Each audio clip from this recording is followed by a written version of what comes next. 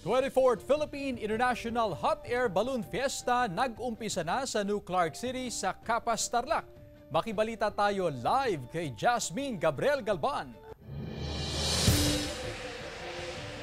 Jasmine.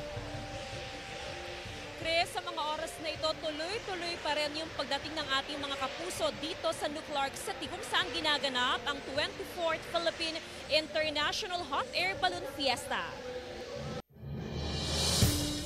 Libo-libong fiesta goers ang dumalo sa 24th Philippine International Hot Air Balloon sa New Clark City sa Tarlac. Kahit tirik ang araw, inabangan ang paglipad ng 19 na iba't ibang kulay at hugis na hot air balloons. Galing ang mga participants sa UK, Brazil, USA, Netherlands at Australia. May hugis aso, dinosaur at birthday balloons.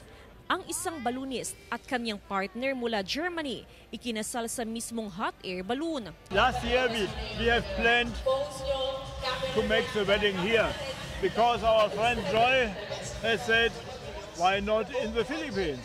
Oh, yeah! I think it's the only aviation activity na lahat nakikita, nag-e-enjoy, bata or matanda.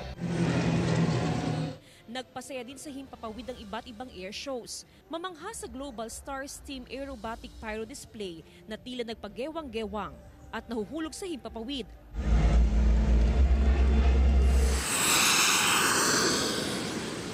Crowd favorite ang Jet Parahawks Paramotors na gumamit ng mga makinarya na unang sumikat sa isang Hollywood movie. It's our first time as a team in the Philippines.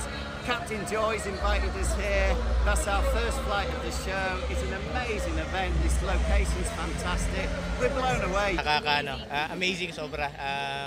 Yung exhibition talagang kakaiba. So sobrang saya namin. First time namin maka-experience.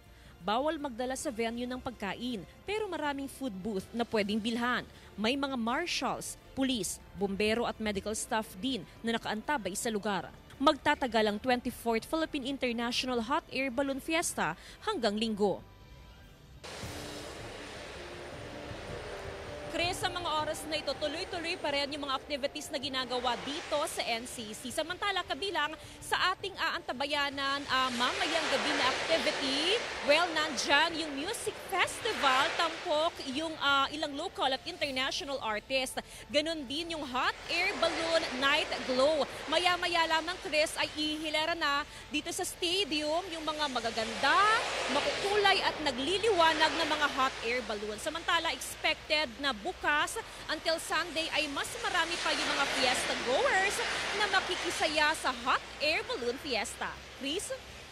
Maraming salamat, Jasmine Gabriel Galban.